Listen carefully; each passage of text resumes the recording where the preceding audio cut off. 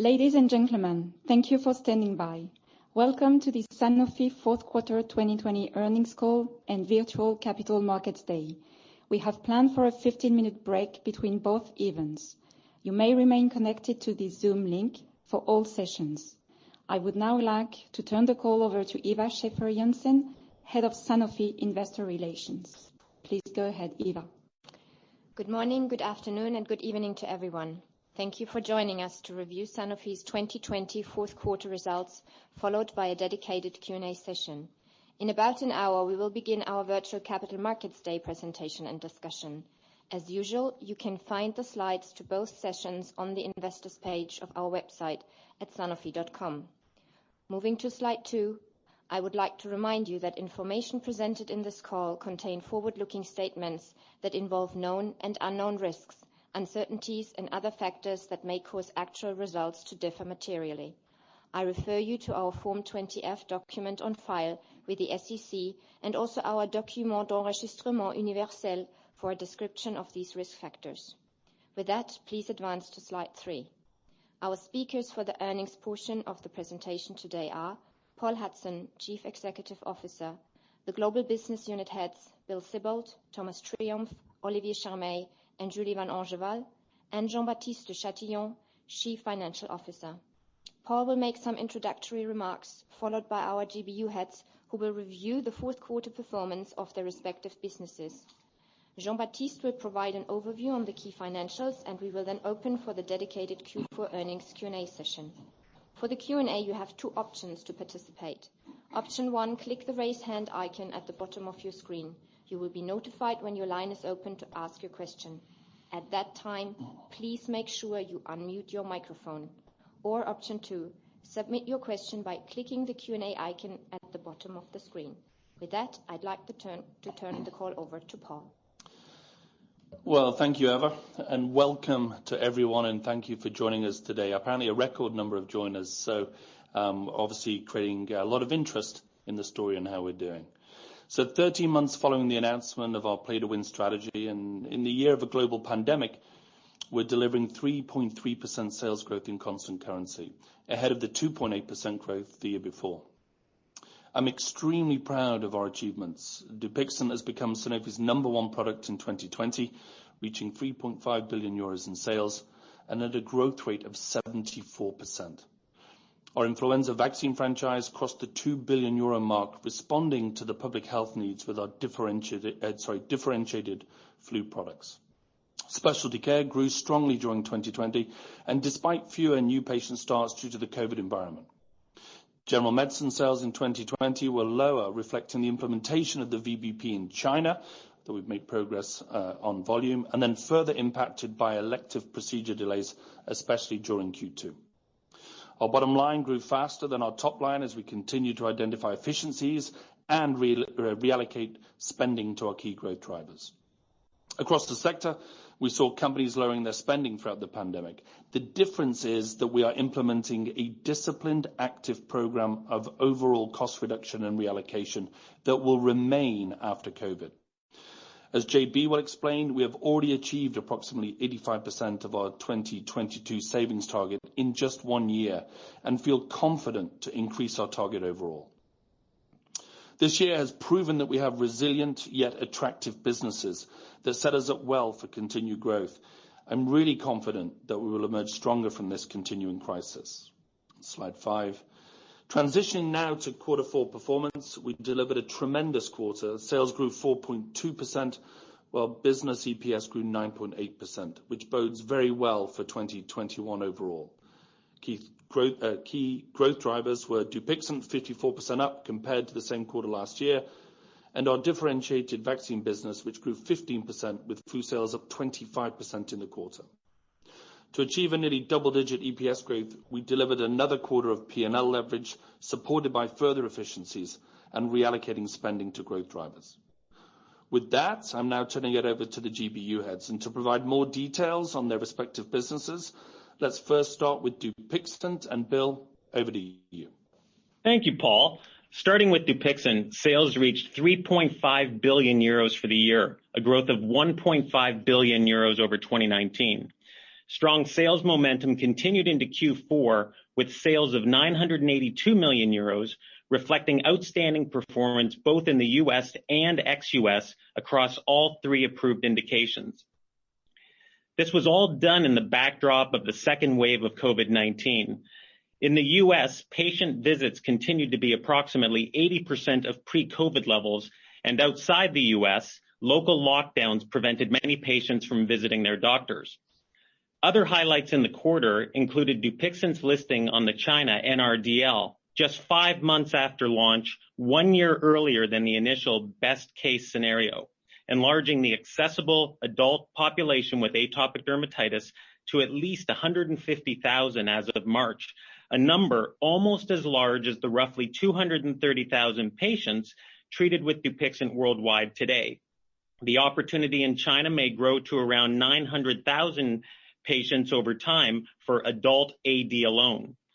In Europe, Dupixent is now approved for children 6 to 11 years of age with severe atopic dermatitis. Dupixent is the first and only biologic medicine approved in the pediatric patient population. Based on the continued successful launch execution, we are more than ever before convinced in our greater than 10 billion euro peak ambition. On slide 7, I would like to share with you some insights that further exemplify Dupixent's uniqueness. Dupixent steadily increased sales quarter after quarter in the US during 2020, but that wasn't true for every other dermatology biologic over the past 4 quarters. What set Dupixent apart in 2020 was the commercial execution and its product profile. As we move into 2021, we are even more confident in Dupixent's market leadership. Recent top-line data readouts from potential future entries in dermatology and respiratory have not changed our confidence in Dupixent's position as the first choice systemic therapy based on its clinical profile balancing rapid and sustained efficacy with long-term safety. On slide 8, looking across our specialty care franchises, sales grew strongly by 18% in the fourth quarter. Besides Dupixent, oncology sales grew strongly, driven by the newly launched products Sarclisa and Libtayo. Rare blood disorder growth was higher than prior quarters as sales of Alprolix and Eloctate to our collaboration partner Sobi were higher than usual due to a change in the supply agreement. In multiple sclerosis, Aubagio's growth slowed to 4% globally and was flat in the US following the entry of competition. With around $2 billion in annual sales, Aubagio probably reached its peak in 2020. With that, I'll hand it over to Thomas to update you on the vaccines business. Thank you, Bill. Q4 2020 delivered a strong quarter of growth in the mid-teens, driven by higher influenza sales. But before we dive further into the flu franchise performance, I would like to highlight the continuous strong performance across our pediatric combination vaccines portfolio, growing by 20%. Main driver was Exacxim, our hexavalent pediatric vaccine, especially in the rest of the world area, helped by a favorable phasing of our polio vaccines. Importantly, our meningitis franchise returned to growth in the quarter, driven by catch-up in the US following COVID-19 related delays earlier in 2020. Finally, as expected, the pandemic continued to weigh on our travel and adult booster vaccines. For the full year, you've seen that we grew 9% in 2020, the second year in a row of high single-digit growth, at the upper end of our mid to high single-digit growth outlook announced at Capital Market Days in December 2019. Next slide. Here you can see, focusing on flu vaccines, as already mentioned by Paul earlier, our flu franchise exceeded the 2 billion euro mark for the first time ever, an increase of 38% compared to 2019. There are 3 main reasons for that. First, we responded to an increased demand and shipped more than 250 million doses worldwide, up over 20%. Second, we benefited from an acceleration of vaccination rates as a result of the pandemic, especially in Europe. And third, we continue to execute on our strategy to shift our portfolio to differentiated vaccines that offer a higher degree of protection for the most vulnerable people. Differentiated vaccines accounted for nearly half of our global flu sales in 2020, up from around 35% only 4 years ago. Our successful differentiated products in the US, Fluzonidose and Flublok, are now available in Europe under the brand names of Efluelda and Supemtec, respectively. We therefore remain confident on the future growth prospect of our flu franchise. Our differentiated products currently set the standard in terms of efficacy, and they are expected to remain a significant growth driver in the coming years, with broader availability outside of the United States of America. Finally, let me use this opportunity to say a few words on the mRNA technology, which seems to work really well on COVID-19 and could also be applicable for flu. Having said that, clinical data in seasonal influenza still have to be generated and will have to surpass the efficacy as well as a strong safety benchmark set by our influenza differentiated vaccines. We are now getting ready to start a phase 1 trial of an mRNA flu vaccine this year as part of our collaboration with Translate Bio. Regardless of high dose, recombinant protein, mRNA, or a combination of those platforms, we do intend to remain the leading provider of flu vaccines worldwide, protecting people all around the globe. With that, I hand over to Olivier. Thank you, Thomas. As expected, our General Medicine China business returned to growth in the fourth quarter, growing at 4%, with strong volume gains from Plavix and Coatrabel, up 78% for the year. This strong trend confirms our successful VBP building strategy, which delivered as planned.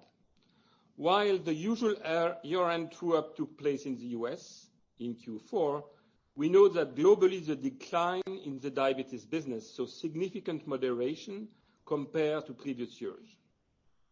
This positive trend that we are seeing in our diabetes business is mainly driven by the growth of Toujeo in Europe and the rest of the world, as well as Soliqua uptake in all geographies.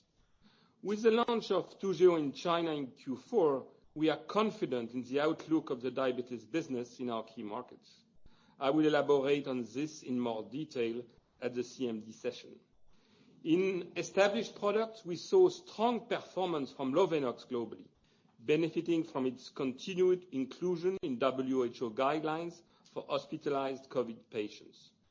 Tail products of the EP portfolio in emerging markets face some headwinds from the COVID environment.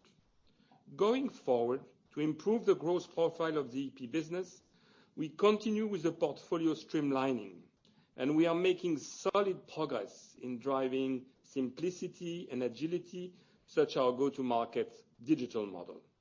I look forward to sharing with you more on our strategic priorities for the general medicine portfolio a little bit later today. With that, I hand the call over to Julie. Thank you, Olivier. Similar to Olivier, I look forward to speaking with you again later today to share with you our team's strategic priorities to change the trajectory of our CHC business to grow our top line while continuously improving our bottom line. But let me now very briefly touch base on our fourth quarter performance of the CHC business. Following the annualization of Zantac, the US returned to growth with strong performance from the allergy, digestive, and sleep categories. And as a result, I'm happy to share we're back to gaining share in the US OTC market since October. I would especially like to highlight the US allergy category, which grew by 13% in Q4, with strong performance of our brands, Allegra and Xyzal, both benefiting from strong 360 marketing programs, and Xyzal from product placement and a popular chain of US membership-only clubs. Globally, digestive health brands, Essenziale and Dulcolax, performed well as many consumers adapted to different lifestyles during the pandemic, including a more sedentary lifestyle at home. Outside the US, the cough and cold category was down 31%, driven by our high penetration in cough in Europe and an overall weak cough and cold season across regions because of social distancing, as well as lower in pharmacy foot traffic. With that, I hand it over to our CFO, Jean-Baptiste. Thank you, Julie. So Paul mentioned in October that we are committed to fully embrace sustainability in our Play to Win strategy, and it's happening. It's happening across the company. As an example, the finance team linked the renewal of our 8 billion euro revolving credit facility with some of our key targets. We had seen many green bonds in the past, but this one was the first with an ESG revolving credit facility. And you will see over time many other proof points across the company. On slide 14, let's turn to financial performance. Company sales increased 4.2% in the fourth quarter, an acceleration versus previous quarters. We delivered another quarter of P&L leverage, driven by further efficiencies. Within the lower R&D spend, you have already a higher spend on the specialty care franchise due to the reallocation from diabetes and cardiovascular. These operating expense efficiencies more than offset a decline of 120 basis points in gross margin due to U.S. diabetes true-ups on product mix of the general medicines business. Consequently, BOI grew almost 10%, and our BOI margin increased by 60 basis points to 21.9% in the quarter. So we have been able to deliver this margin improvement at the same time as accelerating investment in Dupixent and vaccines and absorbing the Syntorex and Principia R&D spend. On slide 15, full year 2020 P&L. Well, I would like to draw your attention to the last line on the slide. Our BOI margin increased 120 basis points to 27.1%, well on track toward our communicated BOI margin ambition of 30% by 2022. So going forward, you can expect operating expenses to grow again due to investments into our expanding pipeline on future launch activities.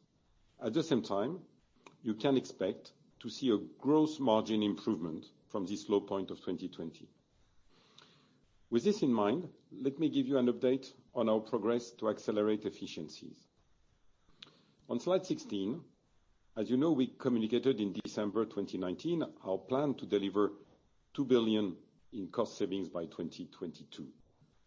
Of this total, we expected around 500 million to come from reduced spend in deprioritized businesses, around 1 billion from a range of smart spending initiatives, and a further 500 million from operational excellence, including COGS. In 2020, we have achieved around 1.7 billion of savings, almost 85% of our 2022 target. We made progress across all potential sources of savings, especially from deprioritized businesses on operational excellence, where we have surpassed the target. Following these accomplishments, we are increasing our cost savings target by 500 million to 2.5 billion by 2022. These savings will be derived from continued operational excellence, and we plan to reinvest 100% of this extra 500 million of savings to drive the top line and fund the pipeline. On slide 17, we delivered another year of strong free cash flow growth, mainly driven by Sanofi's solid business performance on smart spending initiatives. Free cash flow increased by more than 70% against full year 2018. So we delivered a strong underlying performance. And as a matter of principle, we do not update our midterm targets, but I guess you will understand that concerning free cash flow, we will maximize it as much as we can. On slide 18, I want to transition to Sanofi's annual dividend payment, which the company has consistently grown for the last 26 years. As a result of Sanofi's performance in 2020, we announced that the board has proposed a 5-cent uplift in the dividend to 3.20 euros. A growing dividend remains an important element of our capital allocation policy, but ranks behind organic investment on business development, which are our main priorities. On my final slide, we have set out our full-year guidance for 2021 business EPS to grow in the high single digits at constant exchange rate. On Forex, we see around 5% negative foreign currency impact based on January average exchange rates. Lastly, I want to highlight pushes and pulls for 2021. Well, on the upside, we expect strong growth from Dupixent on vaccines, on continued efficiency benefits to be reinvested in growth engines and pipeline. In addition, we will have the annualization of the China VBP impact from Plavix and co-approval. Also, Sanofi's tax rate for 2021 is now expected to trend towards 21%. This is our estimate, including the positive impact of the French taxation reform, but our current forecast does not include a potential change in US tax legislation. On the downside, we expect the COVID environment to continue to impact us in H1 with potential gradual normalization in the second half of the year. In addition, we expect adverse impact of foreign currencies, primarily in the first half of the year, on continued U.S. diabetes price erosion. So taken together, these factors suggest that our growth will be weighted to the second half. In addition, you should note, but I'm sure you have it in mind, that the first quarter will face a high basis for comparisons, as Q1 2020 does not fully reflect current market dynamics due to the pandemic. Well, so after 6.8% growth at CER in 2019, on 9.2 in 2020, well, we are on track for another year of a high single-digit growth. Well, you can look back on past performance, but definitely this is not the same Sanofi. Let's open the call now to Q&A. Eva? We will now open the call to your question. As a reminder, we would ask you to limit your questions to 2 each. As a reminder, you have 2 options. Option 1, click the raise hand icon at the bottom of your screen. You will be notified when your line is open to ask your question. At that time, please make sure you unmute your microphone. Or option 2, submit your question by clicking the Q&A icon at the bottom of the screen, and I have seen some have already started. Your question will be read out by our panelist. And now we will take the first question from Pete Verdult at Citi. Pete, please go ahead. Yeah, thank you very much. Pete Verdult, Citi. 2 questions, maybe kicking off with Thomas first on vaccines. Just could you comment on where vaccination rates ended up this past winter in Europe and the US? And although you've given us a split by value, could you just remind us perhaps from a volume perspective, the mix between your differentiated and commodity flu business? And then secondly, for John, on upcoming SERD data, is the data in-house yet? Can you remind us whether we will see PFS as well as ORR data? And should we be using the Paloma 3 and Monarch 2 data as the benchmarks when we assess the SERD data? Thank you. Okay, Peter, thank you. Thomas, over to you. Thank you, Peter. First, in regards to the vaccination coverage rates, we don't yet have final numbers because this is still ongoing by every single country in terms of North America or Europe. But it's clear to say that due to the COVID-19 pandemic, we've seen some increase in the VCRs. I would expect roughly an increase of the US market by around 14%, 1/4. But again, that's not final numbers. It's with some interim IQVIA data. And in Europe, we've seen also a significant increase on the vaccination coverage rate. Also a few points, but we'll know more by in the next couple of months once we have the final numbers.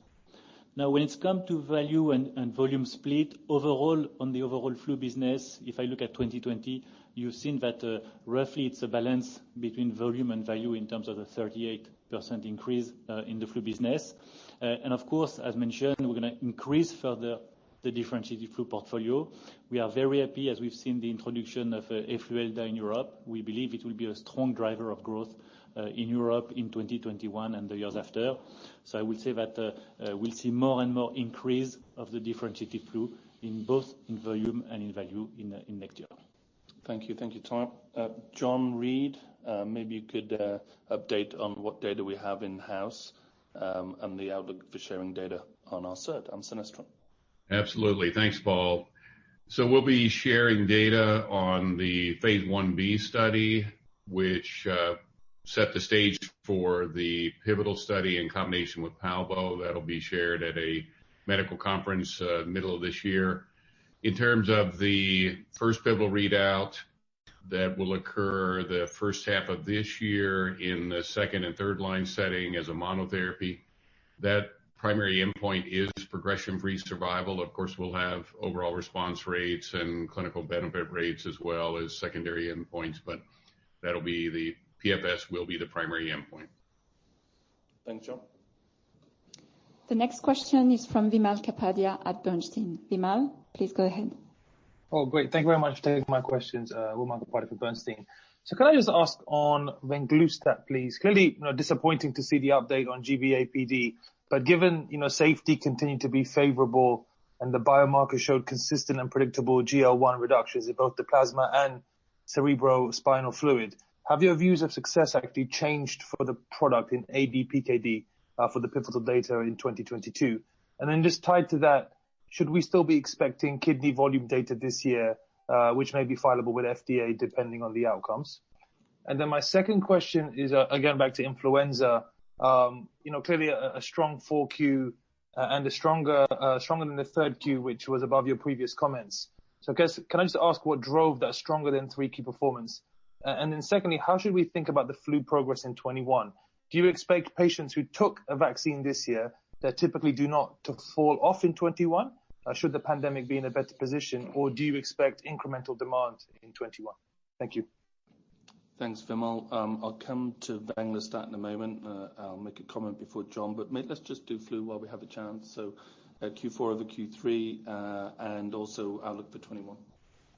So Q4 versus Q3, it's related to the three drivers we've mentioned before. And clearly, COVID-19 has shown an increase of influenza rate in 2020, and therefore there was an expansion, I would say, of the season, and hence the balance between Q4 and Q3. Moving forward, we expect to see Q3 and Q4 roughly 50% balanced. Of course, there are many different factors influencing that. For example, what will be the new strains, when they are announced, what's the impact. So as we get more data points, we'll be able to give you some more guidelines on that in the coming quarter. Now, when it comes to 21 outlook, what we've observed in the past is a slight decrease in VCR post-pandemic situation. So there might be a couple of points down next year in terms of overall influenza VCR. But what's very, very important and very specific to the Sanofi Pasteur portfolio of influenza vaccines is that it's the growth of our differentiated flu vaccines, which come with a premium in terms of efficacy, but also a premium in terms of pricing. And I think that from a value perspective, we'll be able to be well positioned to deliver on our mid to high single digits growth ambition that we have for the GBU, and influenza will be a part of that. Thanks, Tom. John, we'll come to you on Venglustat, but maybe, we are going to go through it in a little bit more detail later at Capital Markets Day. And I think, Vimal, your summary, if you like, was spot on, at least how I felt when I saw the data. That was, it's one of those sort of paradoxical moments where, although we were disappointed in Parkinson's for those that are struggling, we increased our confidence outside of that. So maybe I'll let John answer. Yeah, thanks for the question. Just to get to the question that you asked about the total kidney volume and when we'll have those data, that will be next year. So that's when we'll have that readout. But in terms of the mechanistic hypothesis that we're testing, it is different from the Parkinson's situation in the context of the autosomal dominant polycystic kidney disease. The glycosphingolipids that are being impacted through the modulation of that pathway are acting like signal transduction molecules that affect differentiation of the kidney cells. And so it really is a different mechanistic hypothesis, really an independent hypothesis compared to what we tested in Parkinson's. Great, thank you very much. Okay, John, I think we'll leave it because we'll cover it a little bit more later, the read across, but I think you got to the nub of it. Next question. The next question is from Joe Walton at Credit Suisse. Joe? Joe, please make sure you unmute your phone. Okay, so let's move to Graham Parry at Bank of America Merrill Lynch. Graham? Great, thanks. Can you hear me? Yeah.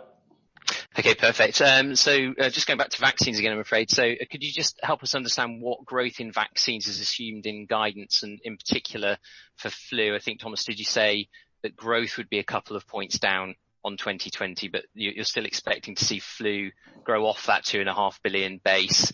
And what sort of recovery and cadence of recovery are you expecting in travel, meningitis and boosters? Presumably that's all sort of second half loaded. Secondly, on Dupixent, obviously accelerating growth in fourth quarter on prescriptions. Can you just help us understand what's happening on pricing as you go into this year? Has there been any pressure from payers at all, or are you still enjoying pretty good coverage without too much pressure there? And then third question is just on other operating income. That was around 100 million lower, or the expense, I should say, was lower, about 100 million lower than consensus.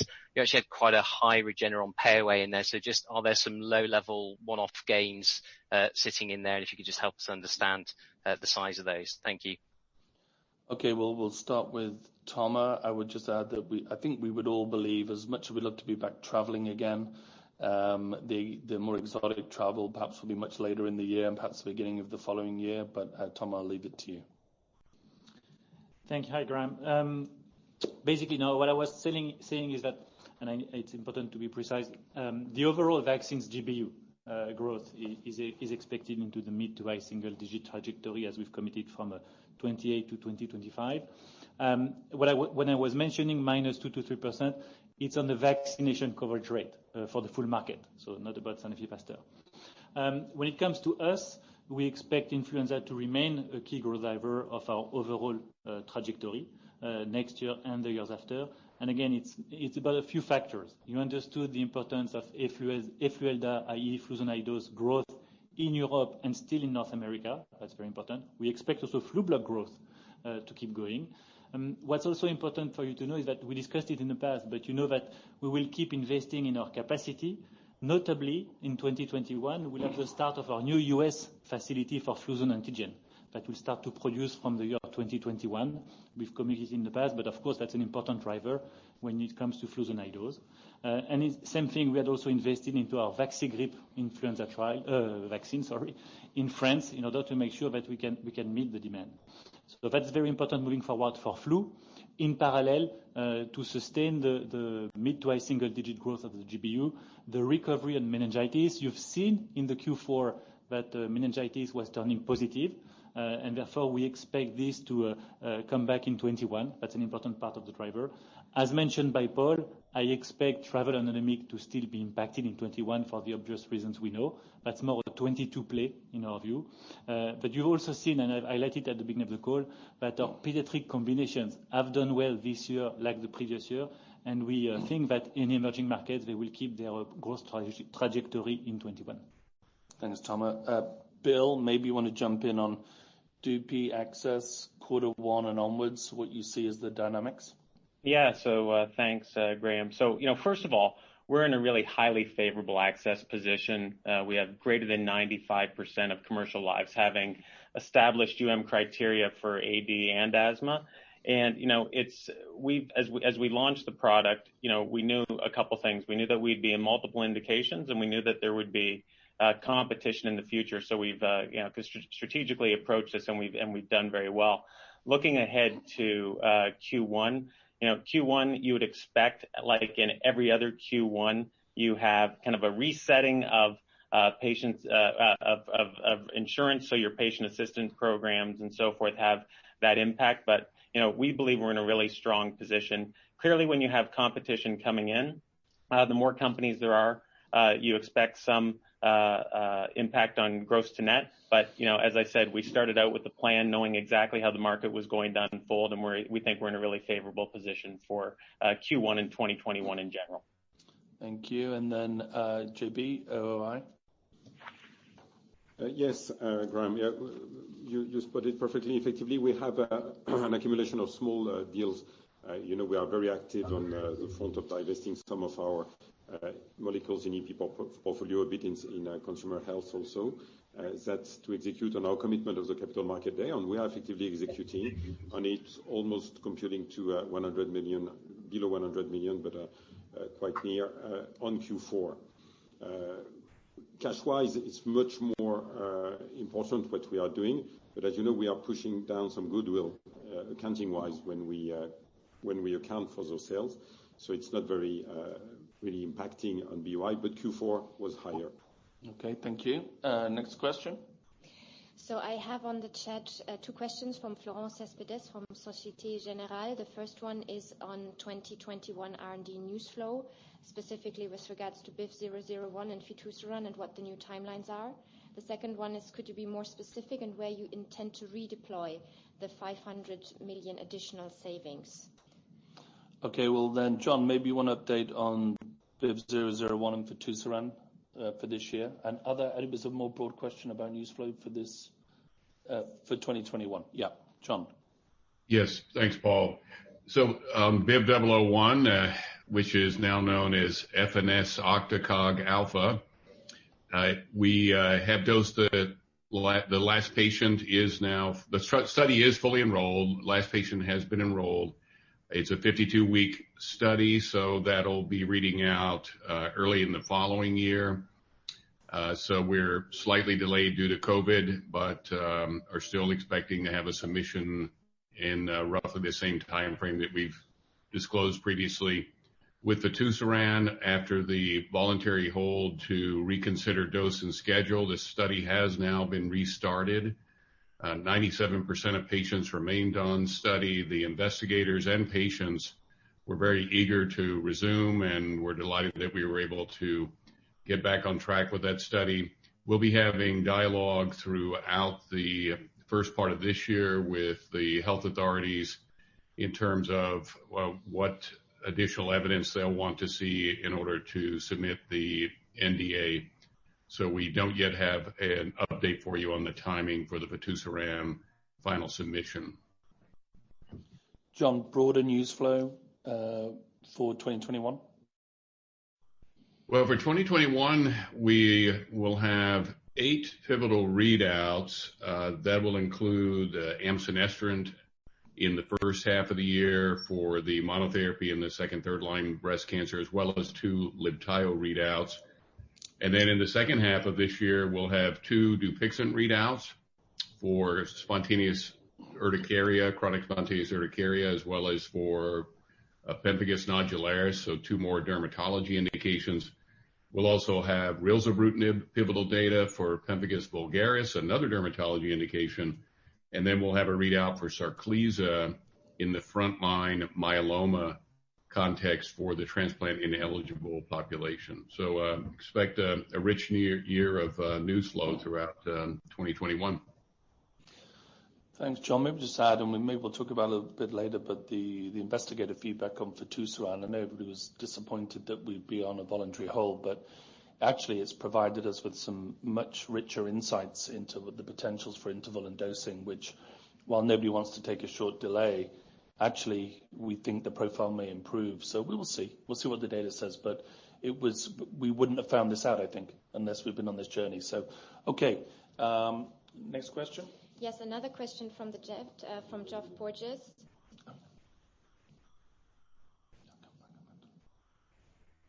What proportion of your volume now is in the US and globally is in premium brands? This is for influenza vaccines. So it's a volume question on split US ex-US. And the second part is, are you underway with a combined flu COVID vaccine? And do you believe COVID will become another repeated new vaccine annually? And Tom, just before you answer those great questions, I did neglect to throw the question to JB on the reallocation into R&D. Oh, yes, thank you. I think it's an important question to read through what happened already in 2020, because it was a very significant swing. It was $500 million savings in 2020 from effectively arbitrage within our portfolio. So it was happening very quickly, and you see it on my slides about savings. That's why in 2020 already we saw an acceleration of the spend of R&D in specialty care, and that's where we are, of course, investing. Efficiencies also have helped accelerating this level of spend in R&D in specialty care. So you were asking of the 500 million, the next 500 million. Yes, they will come. A lot of them will come this time from COGS, which will, of course, tie up with the improvement we are expecting on the gross margin. And yes, we are looking at reinvesting them because we are gaining confidence on our top line growth. So it makes us much more confident that we can reinvest it behind our pipeline, which is, of course, more and more promising. We need to invest into it. So you remember that with Syntorex, Principia, Kiadis, Kymab, all those companies we have acquired, we will have the annualizing of their cost in 2021. So you can expect to see effectively R&D spend going up, but in a completely different context than before. Instead of being spread all over the place, it's really connected to our priorities in specialty care and in vaccines. Yeah, I hope it gives more color to what we are executing. Thanks, JB. Thomas? So back first to influenza, and then I'll talk about COVID-19.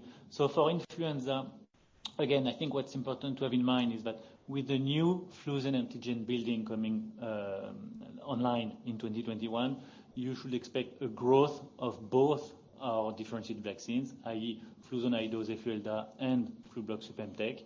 I do expect a growth on both sides of the pond in North America and in Europe, especially for, again, Efuelda, Fluzone High-Dose.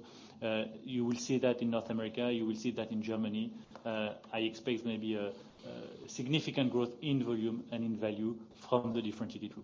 Now, what will be the impact on the standard dose flu remains to be seen. That's more linked to the vaccination coverage rate, as we discussed before. Now, when it comes to COVID-19 and influenza, great question. A little bit too early to have a definitive answer.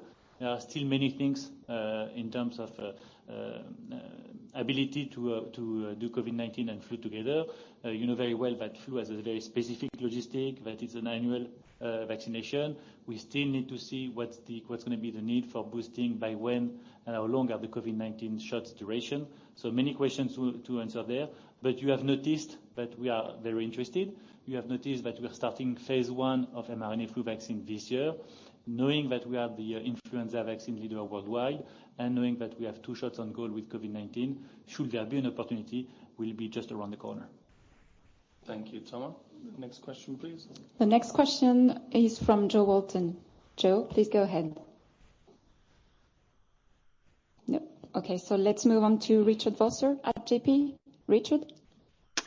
Hi, thanks for taking my questions. First question just on China and the recovery there. Just your thoughts on the sustainability of recovery in China for your products and future price pressure.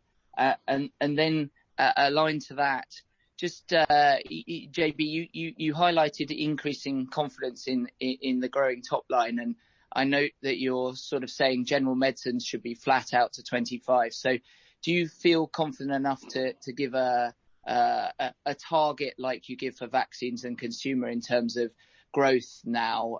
It looks like it's all growth going forward, but just your thoughts there. Thanks. Okay, thanks, Richard. Joe, we've tried a couple of times, so maybe you want to submit a question online if you can, or we'll try again a little bit later, sorry, in case it's our responsibility. Let's go to China. Olivier Charmet, maybe you have some views on the outlook. Yeah, thank you. The market has suffered, of course, in 2020, mainly due to COVID. The definite number is not yet known for the decrease of the market, but probably in the range of 10 to 11%.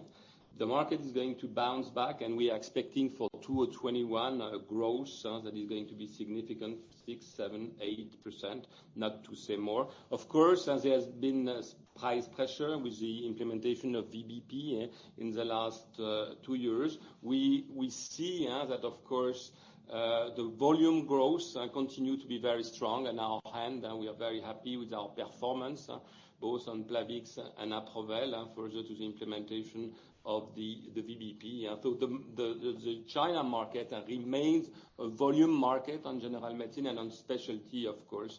We continue to see with the registration of Dupixent and the start that for us in the future, a significant portion of our growth will come from specialty. Thanks, Olivier. JP, why are you not providing guidance on the future of the business? Well, Richard, I'm glad you captured my optimism. That's fine, and that's effectively where I am.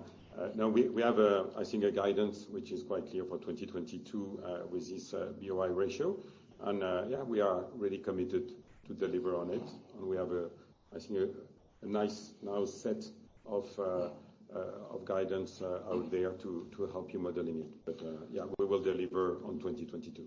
And maybe just add to that, it's our responsibility as an executive team and the wider organization to toggle that way. And remember, back in Capital Markets Day 19, we said that we wanted to be able to stick to the BOI and deliver and show you we could. And you've just seen from the numbers full year 20 that, with 120 basis points improvement, that you can see the line to where we're going. And you should expect us to deliver those things, and then we'll anchor from there.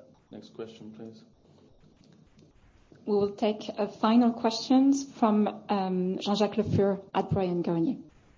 Jean-Jacques, please go ahead. Thank you.